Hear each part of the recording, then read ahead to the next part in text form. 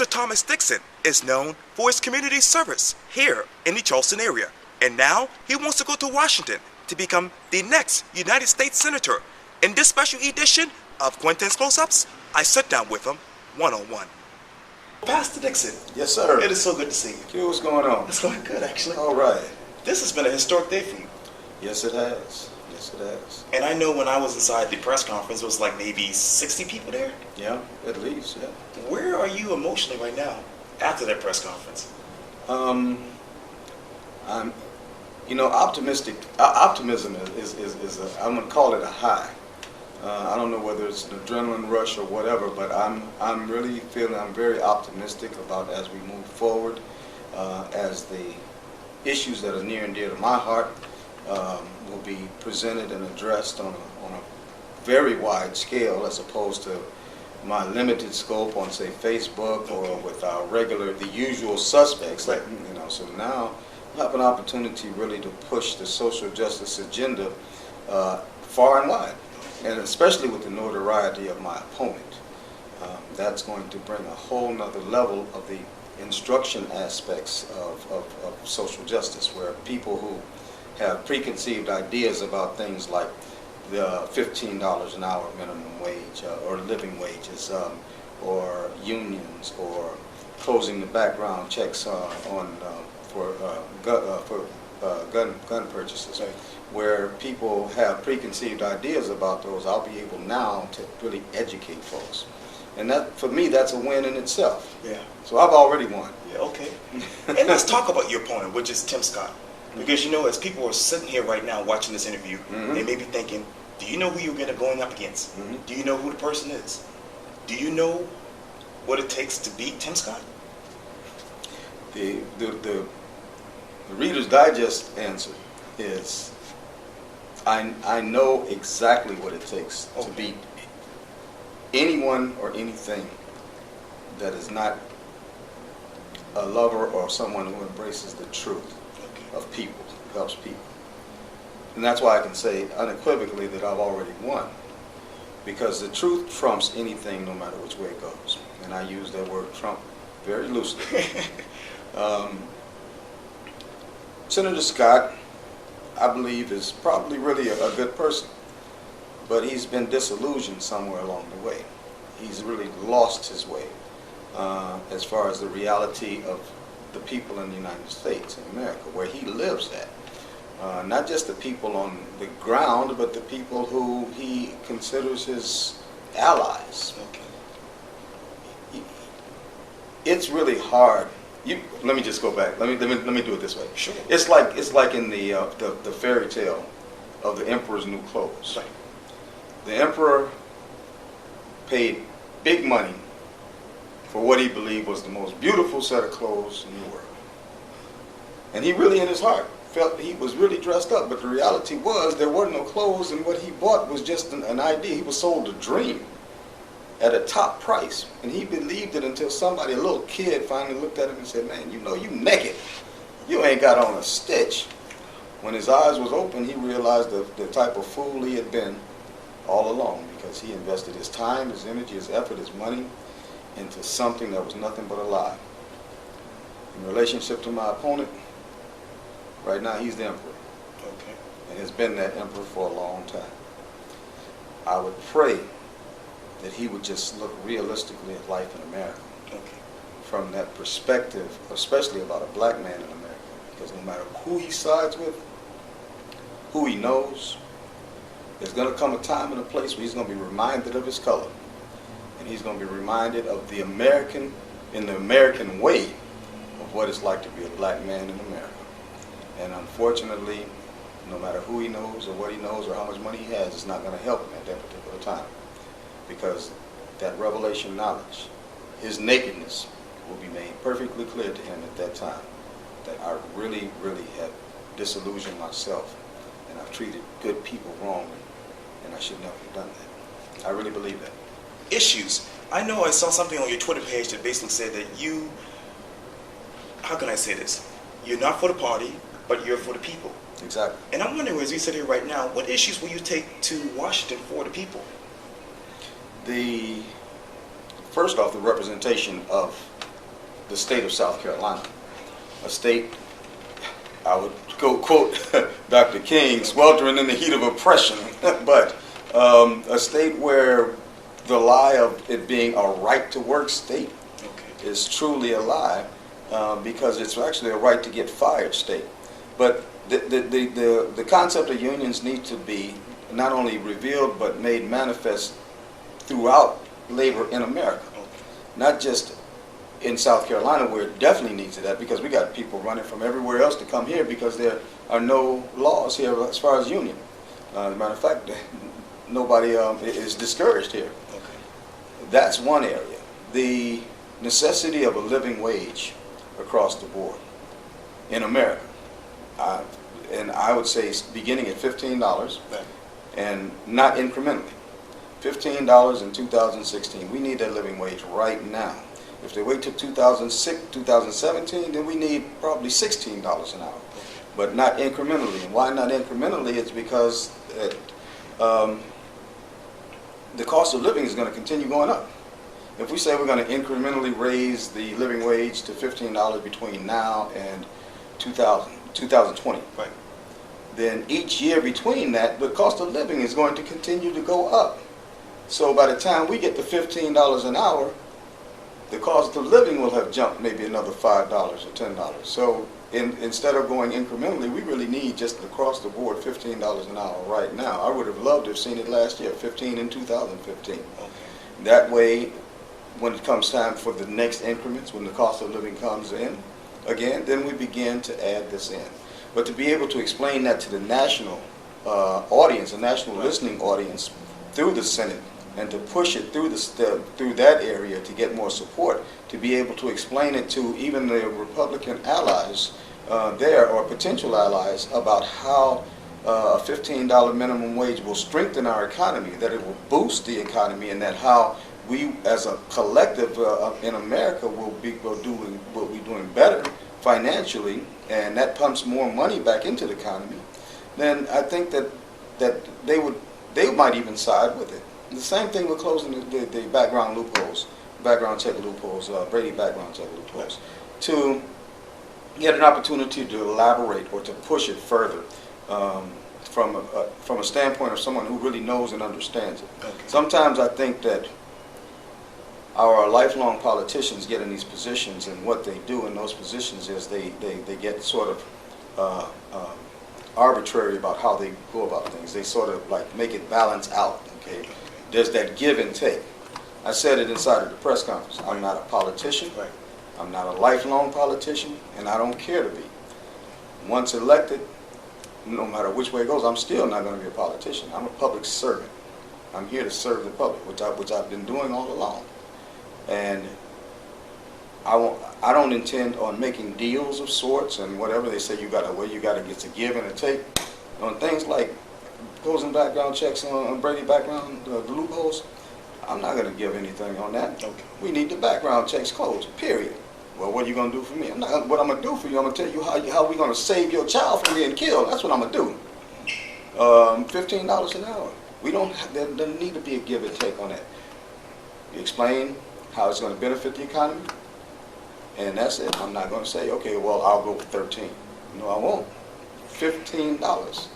And I guess that's the difference in all the other areas, healthcare reform, education reform for everybody, all of the different areas. I don't have any intention on waffling. That's not what I do. Because in waffling, what we do is we basically take the voice of the people and say it's not really relevant. It's inconsequential. It's not important enough to hold the line to. It means we can sort of play around with the people, So what if a couple of people die? That's okay, As long as we don't close the background checks all the way, we still got to leave some open. As long as we have a weak domestic violence bill. We do have a domestic violence bill, but you can't tell that to a young lady who just got her eyes blacked by her husband, but even worse, that the husband came home with a Brady background loophole pistol and kills her, gun and kills her, So for me, my position in D.C., my position in the U.S. Senate will be a matter of no nonsense, Pastor Dixon. Pastor Dixon came to D.C. to tell the truth and to stand on the truth. And if anybody don't like it, I'm not really concerned with that. You know, I'm here to tell the truth.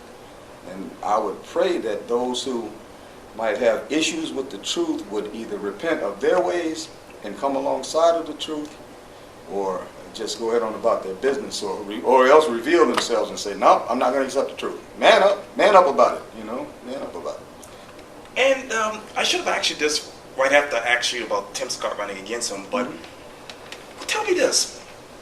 What got you from a public servant and a pastor and a community activist to now running for the U.S. Senate? I don't know. I'm going to be honest with you. I don't know. Okay. It's like, you know, like I said, with Drake, I started from the bottom, now I'm here. Because, you know, you left out the rest of the past. You said community activist, pastor, and all of this here, but you didn't include in there alcoholic, drug addict, convict, felon, all of that. And now I'm here.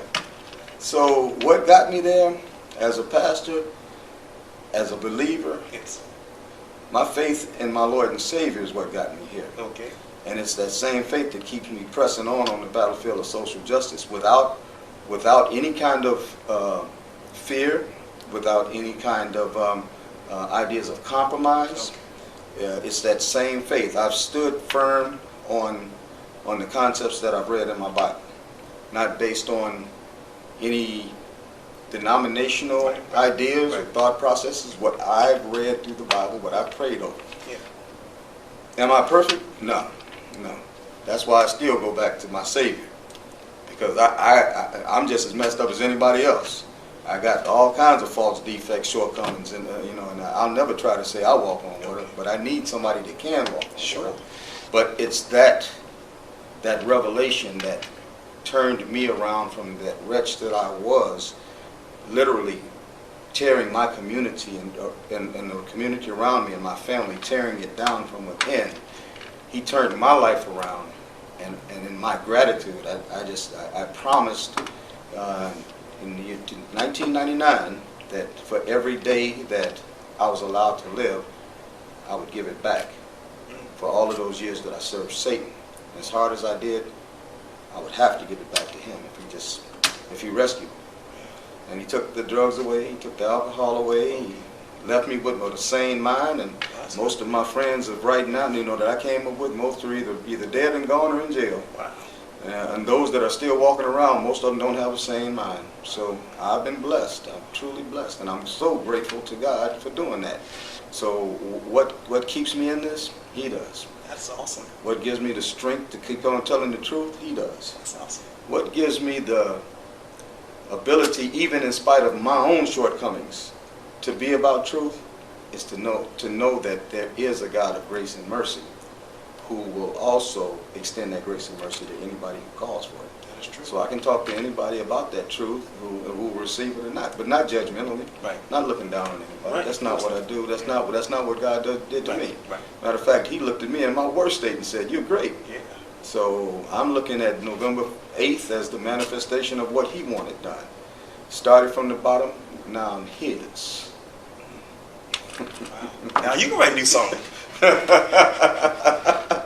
But yeah, that's it. So we're just going to keep on pressing forward. Any way it goes for me, it's a win. Okay. Because of the message in all the different areas that I talked about today.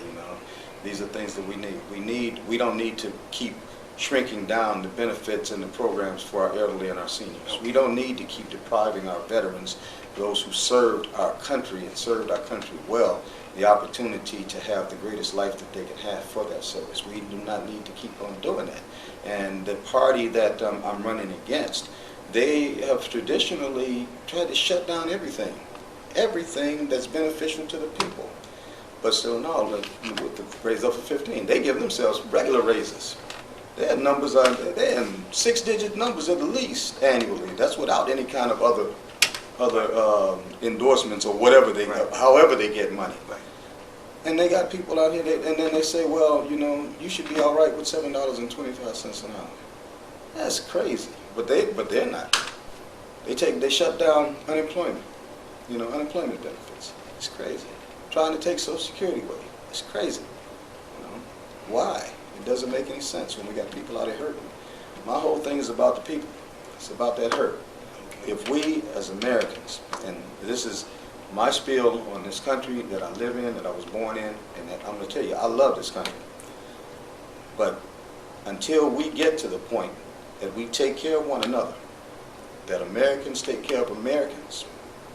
I know we got these things overseas and all of that, and we want to go over there and do all of that good work. And our church people the same way. They got a missionary thing going to Africa, a missionary going to South America. Until we take care of America first and Americans first, we're going to be up under a curse here, and this nation will never be that great nation that they're claiming they're trying to be. Never. We got to cure this. Let's move from Pastor Thomas Dixon to Thomas Dixon, because when you were in the press conference, you talked about growing up in the projects of Chicago, and I'm wondering, who is Thomas Dixon for those who don't know you? Woo! How much time we got? Plenty of time here. This can go all day. How much time we got? We can do part one and part two. I was born and raised in the projects. I started that decline down that slippery slope when I was in my early teens with alcohol and smoke a little weed and everything, and then for the next, beginning about 14, right for the next 32 years of my life, I was about that life, and the weed progressed to drugs, hard drugs and whatever, so I wound up at one point actually addicted to drugs. First it was about making money, and ultimately I got high on my own supply. And that in turn turned me into a drug addict. My drug of choice was cocaine, but also an alcoholic. One of the things about growing up in the projects in Chicago was it was standard operating procedure for people to get high, shoot craps, drink liquor, smoke cigarettes, run women. That's what being a grown man in the projects was. So as a 13, 14-year-old kid, I wanted to be grown, so that's the things I did. But it was acceptable, sell weed, sell coke, whatever, This was life in the project. Nobody who started in that environment set out to become addicted to anything or to be the victim of any type of substance whatsoever, or to go to jail or to get killed or none of that. No, it all started just as, okay, this is what we do, period, this is what we do. Nobody set out to have babies and all of this here, but over time it just these things happen. But the original start out was without any consideration of any consequences or whatever, because even when I came up, there was very little knowledge about consequences, especially when it dealt with cocaine. Cocaine was the drug of the wealthy, white folks. White folks did cocaine, powdered cocaine, and so for the African American community in Chicago, somebody that had cocaine or somebody that dealt cocaine, it was a status symbol. So if they had a party and somebody showed up with some coke, that was the big man on the block, the big lady on the block, because it was a status symbol. They got the drug the white folks use. So brothers and sisters in the community wanted to get more into that as a matter of status. Eventually it turned over from powdered cocaine to freebase. Somewhere along the way, some chemist somewhere who don't look like either one of us figured out if you cook this thing down, you can actually separate the pure from all of the mix that's on it. And you can smoke it. But nobody knew about the addictive quality of it, even though we knew that sniffing powder cocaine was addictive, but it was a long process. This smoking cocaine became the rage, and it became the rage because it was highly addictive. Many people that just started out with, I'm gonna just take a puff or whatever, they became addicted. Over time, the freebase became crack cocaine, and that's how this epidemic of drugs in the community started. It was just one person got another person hooked in order to keep the money flow coming. And it's still being done in our community. For me personally, I followed that whole trail. When I got hooked on cocaine, I was dealing cocaine. And somebody asked me about how well it came back when you cooked it, when you freebase it, how well it come. I was like, what are you talking about? Freebase? I don't know nothing about that. So a person showed me. And of course, like anybody that does anything, like if you cook a lasagna, the first person want to test it is the person that cooked it. So that was the beginning. Okay. That was the beginning, And so before I knew it, I was totally hooked. So about right after 30 years old, I decided I had been actually strung out for a long time then, almost 10 years now. I just went on a break from reality for 10 years, but I knew that I needed to stop doing it. I realized that I was actually hooked on this drug, and I needed to get away from my surroundings in the project, but I'd also had my son then. And I asked myself, in 10 years from now, what will I be able to provide for him and his future if I stay where I'm at? And the only answer I got was dead or in jail.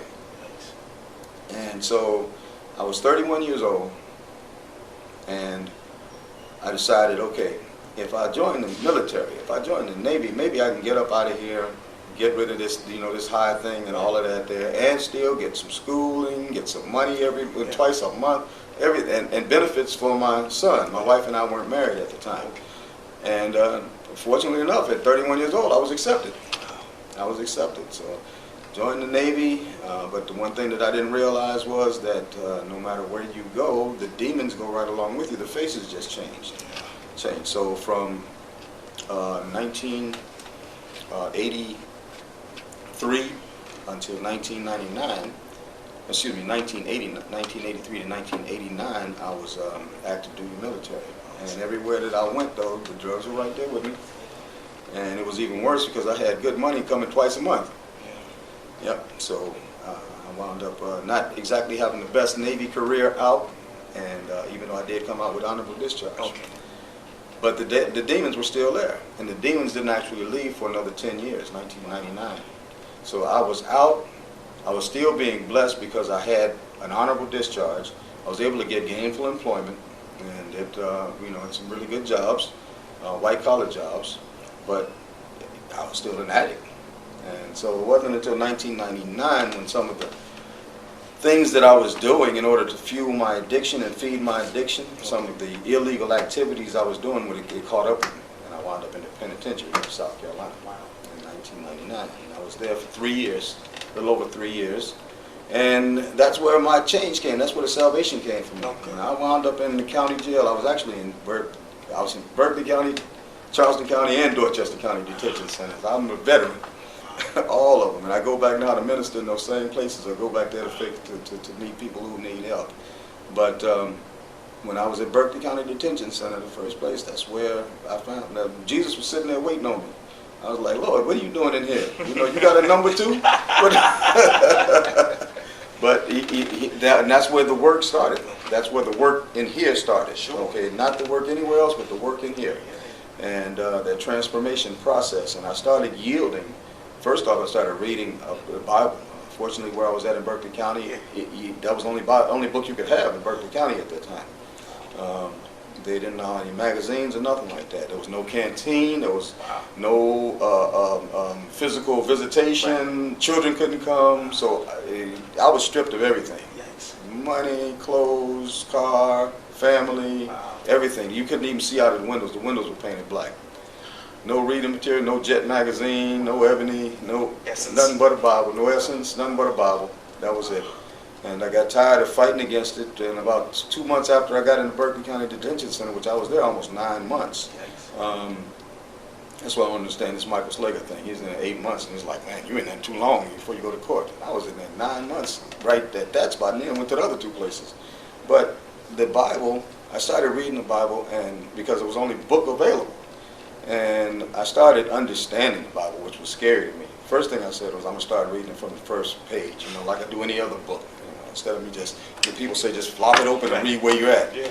No, I started at page 1, Genesis 1:1, and I started reading. And I started understanding it. It was scary. Okay. I was like, wow, because I had read the Bible before. Actually, in high school, I had translated the Bible from Latin to English.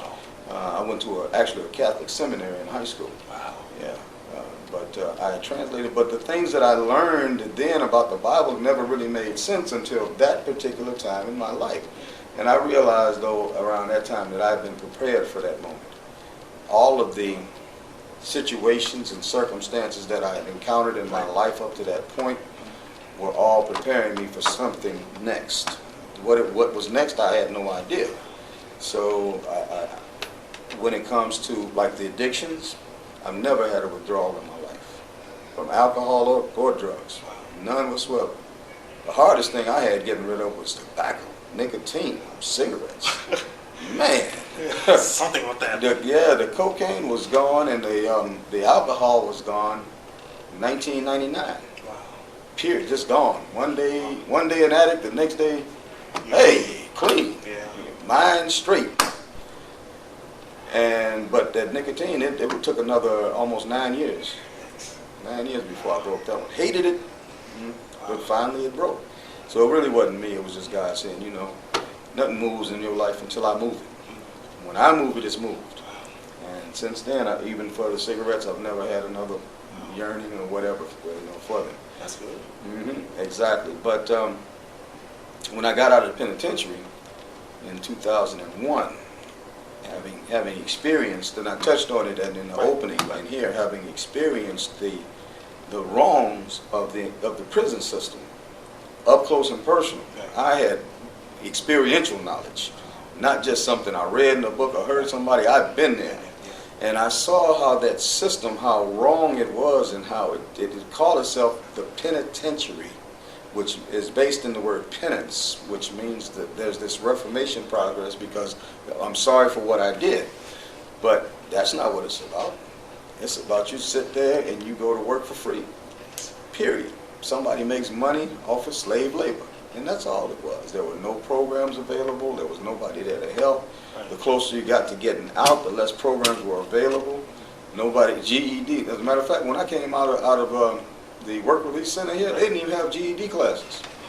No, at the center, you know. And God forbid I even talk about the quote-unquote church people that came in. There was a couple of good ones, but there are a couple of wackos come through there that they just allowed to come in there, you know. So that hypocrisy that I saw that contributed, you know, when I came out, all I hear about recidivism, people coming back, the open door to the prison system, man.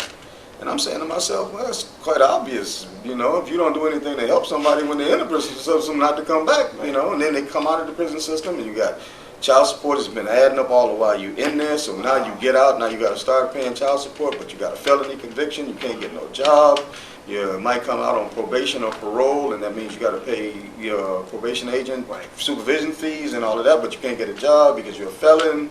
You know, you got baby mama drama, you got all these other things going against, you know, not even to mention the high probability of lack of education and things like that coming out of the system. And then to add on top of that, black skin. Okay, so it's a setup for failure. It's a setup for failure. And so when I came out of the system in 2001, I said, man, I got to get involved in the social justice movement. I got to do something. So I started my first people right around then. That's when I met Ninth Circuit's public defender, Ashley Pennington. We started working together. College of Charleston, Dr. Heath Hoffman, and just a whole slew of really good people that I met and now I continue to work with now. They saw the difference, you know, because I've never hesitated to tell people my history, you know, where I came from. And I guess they appreciated that, you know, my honesty as far as that. And then they saw the work that I was trying to do, that work that has developed, and it's the person that you see right now is that work, and the work that anybody that's from this area or anybody that just wants to Google me, they can, you know, you can see it, you know, the work that I've done. It's not like anything that's done in a secret. It's not like I went up to D.C. and I did some stuff that nobody knew about, and every now and then you see me down. No, I'm down here in the hood. You're an open book. Yeah. I started a ministry here 8 years ago, Somerville Christian Fellowship up in Somerville. But about 4 years ago, I just got antsy in that I didn't feel like that's what I was supposed to have been doing. And I walked away from it. Walked away from the pulpit and all of them other things, all of them churchy things. I walked away and landed in the Wayland. Right down the hood. Wow. But what people call the hood, I call it home. Mm-hmm. And with your ministry too. Exactly. But not down there with a Bible in my hand beating up people or nothing like that. With scripture. No. I'm just showing God's love for them. And somewhere along the way, I do get a chance. Sometimes somebody might ask me, man, why do you do this? And then I get a chance to share with them, why I do what I do. That is awesome. Well, Pastor Thomas Dixon, thank you so much. I really appreciate this. Thank you, Quintin. I really appreciate you, man. Anytime. Quintin's close up in the house. Yes, sir. Thank you.